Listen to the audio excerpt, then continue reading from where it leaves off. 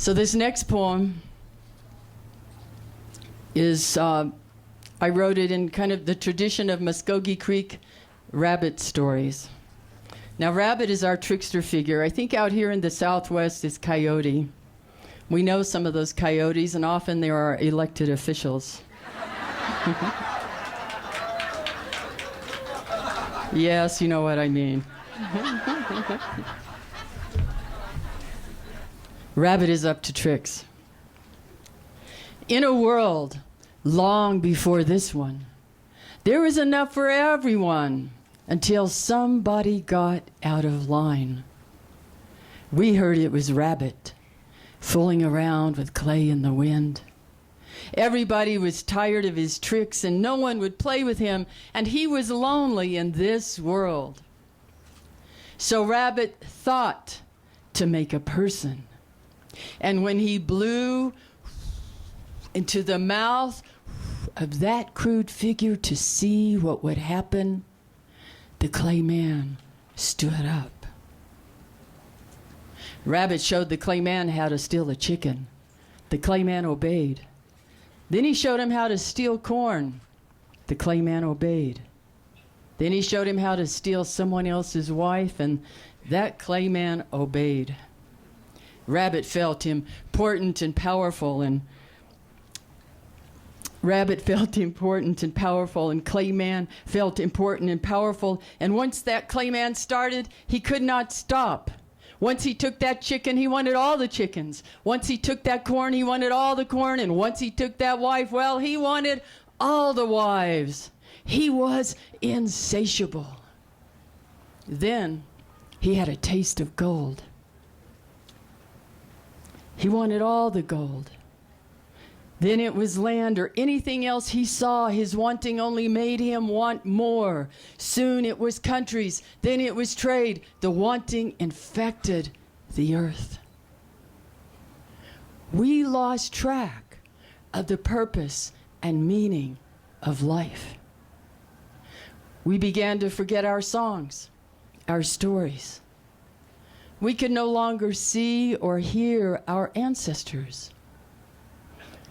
or talk with each other across the kitchen table. Forests were being mowed down all over the world to make more. And Rabbit had no place left to play. Rabbit's trick had backfired.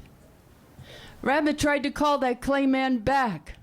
But when that clay man wouldn't listen, Rabbit realized he'd made a clay man with no ears.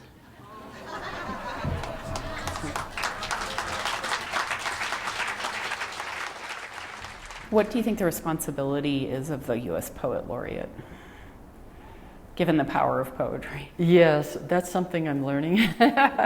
It's an honor.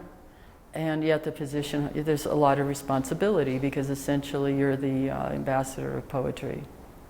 And, but what excites me about it is that it opens the door for Native people. It's like, wow, you mean there are natives? And I've run into this, I've helped put out anthologies. You mean there are natives in this country? There's a study by a group, Illuminative, that shows there's data and demographics that show that a lot of people think we're dead or gone, or they think we're not human. Because, not human? Yes. You go back to the Papal Bulls, even to the Declaration of Independence. Yeah. You know, heathens and savages. Yeah. The need to be saved from ourselves. Why do you choose poetry to carry your voice? I don't know that I chose poetry to carry my voice. I started out as a child, I loved doing art. And I love music also, but I gave up on music when I was about 16 or younger. No, I was in junior high. And poetry came to me when I was really a student at the University of New Mexico, an art major, and poetry. There was, I think Leslie Silko was teaching. There was a visiting writer, a very strong creative writing program, and a lot of Native poets coming through, and and I was part of Kiva Club, which was a very active Native student club. And poetry emerged out of that, out of a need for a voice, especially for women in those times in the early 70s. And so poetry came to me and said, in a way, I choose you. And it's like, why me? I'm not the best with words. I prefer to paint and hide out. I could paint all night, and I didn't have to stand in front of people and speak, or to speak at all. The poetry says, well, we'll teach you what to do. In your memoir, as you said, you began to write poetry when you were a student at UNM. It was a really difficult time. You had young children, you had a partner who'd become abusive, you were having panic attacks, and you wrote, I must become the poem, the music, and the dancer. Why do you think poetry emerged at that time, as you say, to help or to lead you? I think if you watch the emergence of poetry, or where it really comes to the forefront of a cultural consciousness, is usually in times of great transition or great transformation. And in the early 70s, I mean, you look at the civil rights movements, you look at Native rights movements, women's rights movements, it was all coming together right there, and especially for us, for Native students, and for, it was all coming together at that point. And then in my own personal journey as a young woman who, we go through challenges. I went through challenges, everyone goes through challenges. And at that age, around 21, you're coming into, for everyone, for every generation, 21 years old, it's a time of reckoning. Okay, where am I now, and where am I going as a human being? And then generational, who are we as a generation? What history are we compelled to engage with and to walk forward with ethically, to make change that will benefit not the people, and when I say people, I mean all people, the animals, the plants, and then also the earth, because essentially we are the earth. You had some of the most important Native artists teaching at the Institute of American Indian Arts, where you attended in the late 60s, and then at your time at the University of New Mexico, there was this emerging Native rights movement. How did all those things shape you in your poetry? I'm still thinking about that. I have another memoir due, but I'm still thinking about that, because I know, coming from Oklahoma, which has its own very distinct and disturbing history with Native people, to the Institute of American Indian Arts, which in the late 60s was, well, it was a place that gave so many artists permission, a place to be together as young Native artists from all over the country, from tribes everywhere. And that became a place, it saved my life, it saved many others, because, it's difficult being an artist, and being a young artist, because we're tuned a certain way. And then to come into the company of incredible young artists, and many whose names you would know now, with teachers who understood that, and who came from predominantly indigenous cultures and understood the history. It was a point of education and learning that just blew open imagination and memory, so that say, yes, we have a story, yes, we're making art, yes, we can be influenced by Jimi Hendrix, by all these people, but at the same time, it is coming through the lens of our becoming as like young Muskogee Creek people who are carrying on that culture and that place, and yet we're moving forward into this world that is so, it's always changing. The world's always changed, but it's changing dramatically in these times. In your memoir, Crazy Brave, you talked about I as a place where your spirit found a place to heal. Why was it so important at that point in your life to find that place? Well, I would not have made it. And many of us didn't make it. I mean, how do you carry the weight of history and have no words or no way to address it? And it happens to a lot of young people, young Native people. We have some of the highest suicide rates and so on, because what do you do with it? It doesn't go away. Just because you don't see our history as part of America doesn't mean it didn't happen. It doesn't mean that we're not there, here, present, and moving forward with this story. America is a young country, and America needs healing, and America will not heal until the story of indigenous peoples as America is set into its correct place. In your new collection, American Sunrise, the poem for which it's named that you wrote, it's an homage or an evocation of the famous poem by Gwendolyn Brooks, Yes. We Be Cool, which that poem is a portrait of young black men simultaneously bragging, but they're also questioning the validity of their existence. They're struggling to find their place in American society. What parallels did you find in Native American youth? Thank you for bringing that up, because no one else has really seen that. That yes, the poem is called, it's a Terrence Hayes developed a form called the Golden Shovel, where you take a line of the poem and then the last words of the poem you write are made up, the last word line, the last word of each line is that. And so it is about young people, young Native people years ago trying to assert themselves as human beings and assert their identity and place with that kind of spirit, that spiritedness that you have at that generation when you're opening your mind to imagination in the memory, to what is possible from the doorway, and finding doorways that only they can open. And so the poem really is about that kind of energetic and saying, at the end, yeah, we are still America. We are, we're here.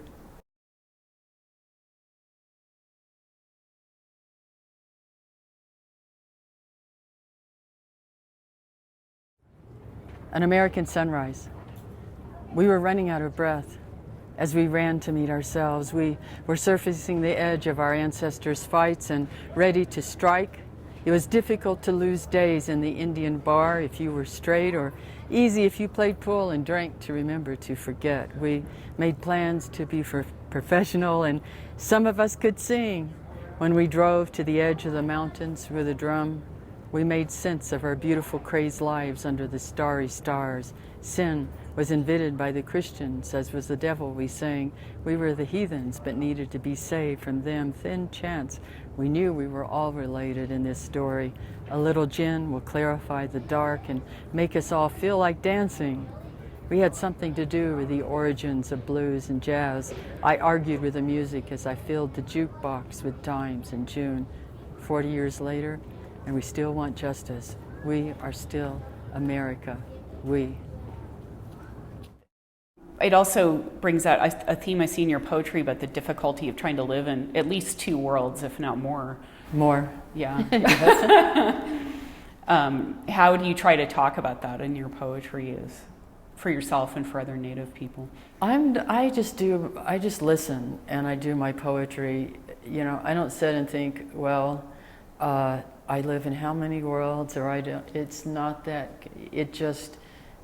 It emerges that way. People ask me, well, do you write as a Muskogee Creek person? Well, I write as who I am as a human being, and it's about listening. And so you ask where poetry comes from. Well, you listen, and it comes from the source of life, which gives us a breath. It comes. You listen, and you have all your tools there. But the first part of it is listening and then enjoying the ride. But it takes you, of course, it's going to come through what you are. Mm-hmm. And who are you, and where do you come from? And who are your ancestors, and what plants have fed you, and how are they speaking through you or with you? It's a combination of all of that. You call your poetry soul talk? Uh-huh. Tell me what that means to you. Soul talk. Well, I came to poetry because I needed a language that was beyond everyday language. which I believe is poetry. And there's everyday reality, just the hardcore physicality, literal kind of reality. But most of our reality is not what's seen or what can be touched. We can feel it. So for me, poetry, being soul talk, is being able to go into that place of, it's a place where wisdom lives, it's a place where fresh ideas live that we need for food, for spiritual food. And I see poetry as part of that. Yes, we need physical food. You know, I always remember as a little kid, we'd have to repeat this list, which I can't, what do human beings need to live? Food, clothing, shelter, and I always wondered, even as a kid, yes, but it's not just that. We need to be uplifted. We need food for our spirits. We need food for our souls. And poetry, in the language of poetry, leads me back to that. Yeah. We're at a time in our country where we're not listening much to each other. How could poetry help us listen? I believe that poetry can help us listen, and that's what I'm thinking about as I go forward with this poet laureateship. Because if you listen to a poem, you have to stop and listen. And how better for people to speak with each other than through poetry. We're all humans, we all have our different stories and challenges, and yet, we're all in a ceremony of the sun that we're in together. And at sunrise, it's a good place to go out and say thank you and ask for good prayers and thoughts for all of us on this journey. The birds are out there doing it, the plants, everybody's involved in this sunrise ceremony, so to speak. And this poem came about at sunset, where I realized standing there, and you follow that movement and the energy, you let it go. And it's a good time to let things go, let it go. As if you don't, that's a lot of our illnesses start from holding on to things, holding on to things often we can do nothing about. We just learn to let it go, let it go, let it go. And this song came about for that. I must keep from breaking into the story by force. If I do, I will find a war club in my hand, and the smoke of grief staggering toward the sun, your nation dead beside you. I keep walking away, though it has been an eternity, and from each drop of blood springs up sons and daughters and trees, a mountain of sorrows, of songs. I tell you this from the dusk of a small city in the north, not far from the birthplace of cars and industry. Geese are returning to mate, and crocuses have broken through the frozen earth. Soon they will come for me, and I will make my stand before the jury of destiny. Yes, I will answer in the clatter of the new world. I have broken my addiction to war and desire. Yes, I will reply. I have buried the dead and made songs of the blood, the marrow. Every night during the summer and into the fall, here in the homelands, there is a huge concert of the insect orchestra. Now the orchestra is shutting down for the season. Last night I heard 2 or 3 stragglers trying to carry on a song. They reminded me of the last remaining souls at a 49 dance. bleary-eyed, dragging blankets and still singing, though everyone else has gone home. Way oh, oh, way. I don't care if you're married 16 times, I'll get you yet. Hey, oh, hey, oh, hey. Thank you.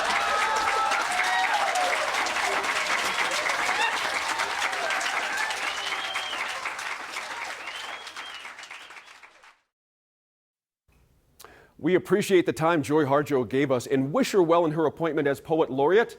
Also, keep an eye out in the coming days and weeks on our Facebook and YouTube pages.